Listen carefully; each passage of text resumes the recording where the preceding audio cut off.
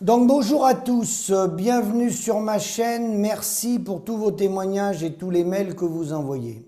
Alors je voudrais vous prendre un thème très simple aujourd'hui.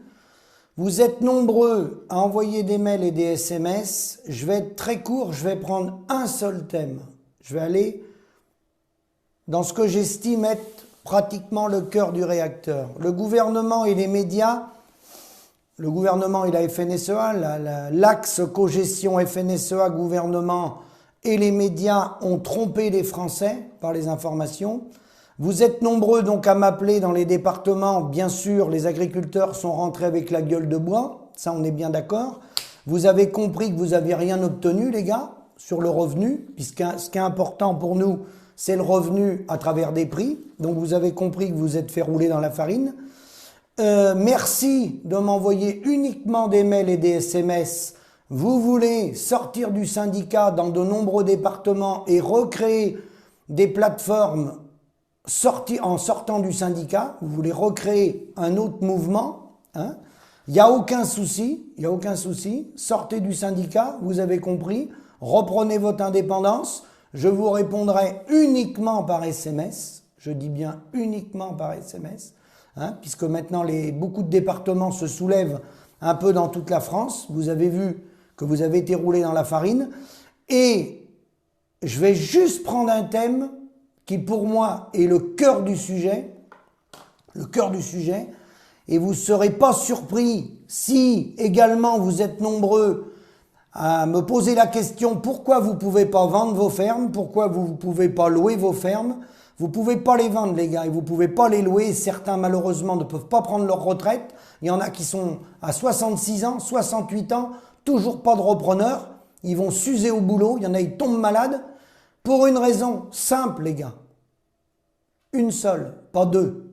La rentabilité. Mais la rentabilité de 2024 en adéquation avec le reste de la société et la vie d'aujourd'hui.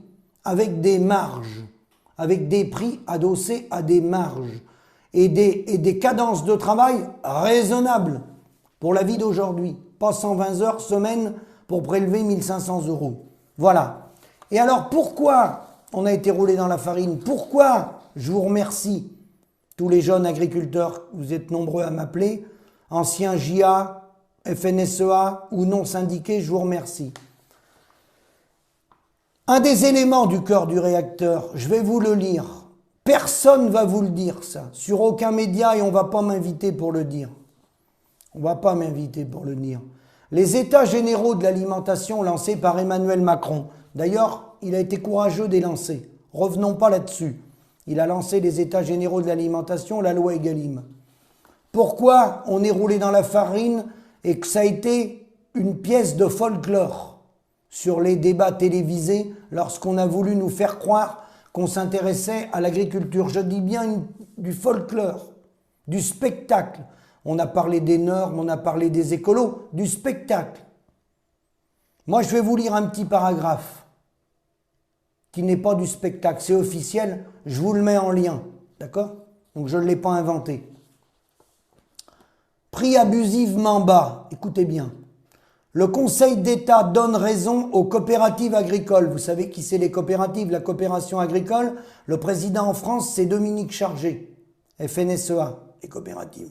Et il y a une branche européenne qui regroupe toutes les coopératives qui s'appelle le COPA-COGECA, la présidente c'est Christiane Lambert. Je reprends, c'est important. Prix abusivement bas, le Conseil d'État français donne raison aux coopératives agricoles. La coopération agricole s'était fortement mobilisée contre l'ordonnance du 24 avril 2019 suite au lancement des États généraux de l'alimentation par Emmanuel Macron, qui prévoyait l'application du dispositif de contrôle du prix abusivement bas à la relation entre l'associé coopérateur et la coopérative. Elle a obtenu gain de cause le 24 février. C'est-à-dire que les coopératives ont saisi le Conseil d'État pour qu'on reste pauvre. Je lis la suite. Dans une décision du 24 février, le Conseil d'État annule, écoutez bien, les dispositions de l'ordonnance du 24 avril 2019 relative à la coopération agricole engageant la responsabilité de la coopérative pour le fait de fixer une rémunération des apports abusivement bas. La coopération agricole avait saisi la plus haute juridiction administrative française sur la question des prix abusivement bas. Elle reprochait à l'ordonnance d'assimiler la relation entre l'associé coopérateur et sa coopérative à une relation commerciale. Une mesure qui ne prend pas en compte la spécificité des coopératives, qui est contraire au droit coopératif, qui relève du code rural, prévoit des sanctions contre les coopératives pour le prix abusivement bas, constitue une double peine pour les coopérateurs, d'après les dires de la coopération agricole, c'est-à-dire Dominique Chargé.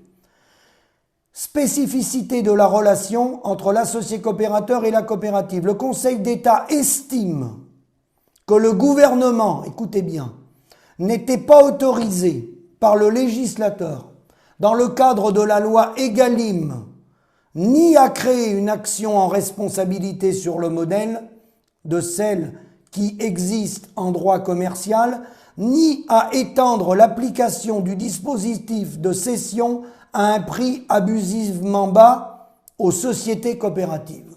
Autrement dit, les gars, vous pouvez défiler avec vos tracteurs sur les barrages, 60% du lait en Europe est collecté par les coopératives en Europe. C'est une plaque incontournable. On a déjà plus de 50% de nos productions qui sont achetées par les coopératives en France. Donc autant vous dire que les privés s'alignent sur le moins 10 ans. C'est évident, cette bonne guerre. Donc comme on est verrouillé, qu'on n'a pas notre carnet de factures, qu'il est dans les mains, non pas des associés coopérateurs représentés par l'administrateur, mais par des oligopoles multinationales mondialisés, qui sont dans des financements croisés avec le Crédit Agricole, le Crédit Mutuel, la Banque Publique d'Investissement, Bruno Le Maire, des plateformes américaines, j'en passe et des meilleures. Voilà la réalité. Donc ça veut dire, en langage clair, que l'associé coopérateur peut rester au RSA et que la coopérative peut continuer de se développer, de faire des bénéfices et monter des holdings. Alors je terminerai là-dessus. La base des coopératives telles qu'on les connaît aujourd'hui, elles sont nées en 1844 sous les lois Rochdale en Angleterre. Dans le fondement des coopératives, où les statuts ont été retoilettés dans les années 30, il est bien notifié que la coopérative est un prolongement de l'exploitation, mais que la coopérative doit veiller à l'évolution sociale du membre coopérateur, c'est-à-dire de l'associé coopérateur, du paysan. Je voudrais bien savoir, en euros constants, et j'attends toujours la réponse de Dominique Chargé, que je connais très bien et que je respecte en tant qu'homme. Je lui ai demandé il y a quelques années l'évolution sociale du membre coopérateur en euros constants ces 40 dernières années dans les coopératives françaises, peu importe les coopératives, Maïs Sadour, Agrial, etc. Et dans le même temps, l'évolution sociale des salariés de la coopérative et des cadres dirigeants en euros constants. J'attends toujours la réponse. Et je crois que je vais l'attendre longtemps. Bravo, bravo le modèle coopératif, bravo l'appauvrissement des paysans, bravo la trahison des politiques, du Conseil d'État, qui valide de fait l'assassinat de la paysannerie en France et en Europe. Je vous dis merci, à méditer. Vous pouvez lire le texte, je vous le mets en lien. Et à bientôt.